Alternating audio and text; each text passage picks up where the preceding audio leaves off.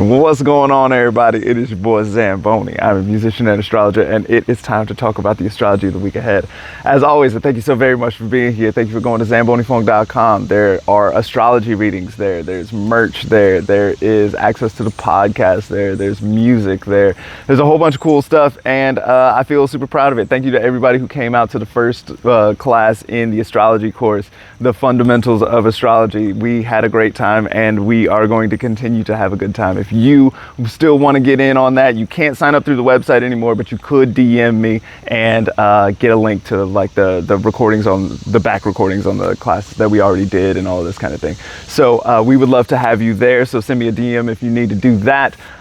There is a whole bunch of cool stuff going on. Basically, if you go to zambonifunk.com, you'll see all the different stuff. There's a documentary about me. There's like a whole, it's cool. There's a whole bunch of cool stuff, and I would love you to take part in that. Let's talk about the astrology of the week ahead. So this week, one of the nice things that we got going on this week is that basically everybody is in soft aspects to one another. So where there have been some moments that we had been dealing with before that, where we had a lot of hard aspects, had a lot of oppositions and squares and stuff like this. And this was partially due to everybody being all in the same spot. And so there would be like everybody in when everybody was in Gemini, for example, then everybody was making a square to Saturn in Pisces. So that is no longer the case. So we've got a lot of folks who are like moving out. We're sort of stretching out the distance in between everyone. And so we've got a lot of folks in Cancer this week.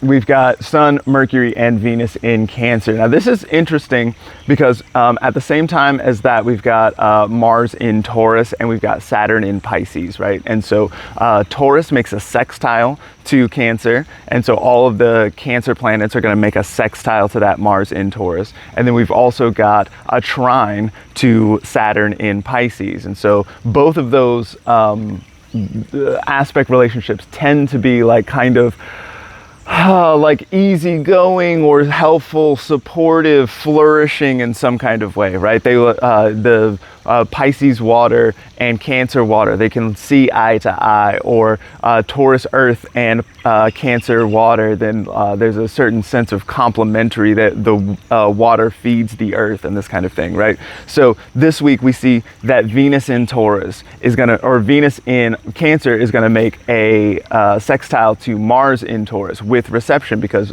Venus rules Taurus. And so this looks really good for Mars. This looks like Mars, because Mars is not super comfortable in Taurus, right? Mars is as far away from home as possible there in Taurus, and therefore a little bit uncomfortable. That's a Venus ruled sign. Venus tends to want to do cooperation and togetherness and stick things together, and sort of like cohesion and unity and things that are sweet and this kind of thing. Mars, on the other hand, tends to be hot and inflammatory and lots of conflict and this sort of stuff, right? So Taurus is an area where Mars can be a little bit out of place sometimes, but to see a sextile to Venus suggests that the Cancer things are likely to be good for the Mars things. So thinking about Venus and Mercury in Cancer, there's Mercury is in a water sign like this is maybe a little bit confused or confusing. Mercury is the communicator planet, right? The one who wants to navigate language and all of the trans stuff. So like transportation or like any of the in-between spaces and this kind of thing. In Cancer, a water sign, then there can be a little bit, it's a little bit like trying to like speak underwater. Like it gets garbled pretty quickly, right? This is very good. I always say that this is very good for like metaphor or poetry or melody or something like this. Whereas so that can be like a little confusing or something, but then we see that Venus is here as well, and so this again looks very good for arts, looks very good for, and then so we add Mars to it, right? Add a sextile to Mars, add a complementary relationship to Mars, and so it's like, okay, well maybe there's a little bit of motivation here to do some of that art stuff, to do some of the things that are really important to Cancer. Cancer really likes to make sure that that things are well taken care of, that you've hugged up the babies, that you are nurturing or nourishing in some kind of way. So when I think about Mars and Taurus, like Taurus is the sort of like, it's the stable, steadfast Earth placement, right? It's a fixed Earth sign.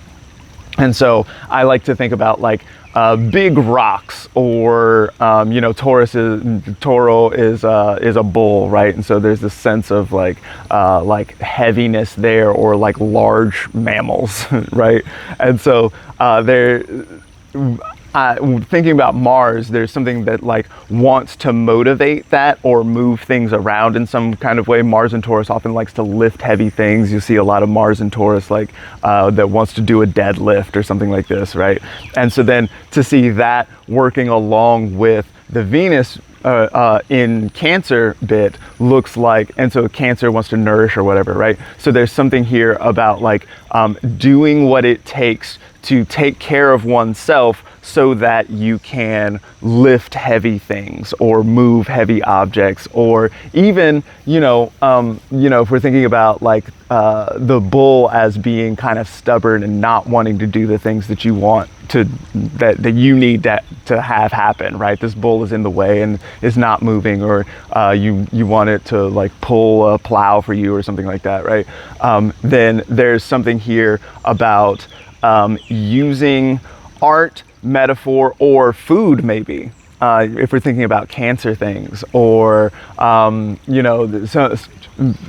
kind of like interest in the wellness of oneself to move the thing, to convince or persuade that which is more stubborn and difficult to move around. So this is an interesting thing that we've got going on here, especially since at the same time as that, we've got Mercury in Cancer making a trine to Saturn in Pisces, right? And so a trine, again, helpful and supportive, friendly kind of aspect to Saturn. So Saturn is going to be the borders, the boundaries, the discipline, the negation, the denial in some kind of way, right? I often think about authority figures who want to wag a finger in your face or something like this, right?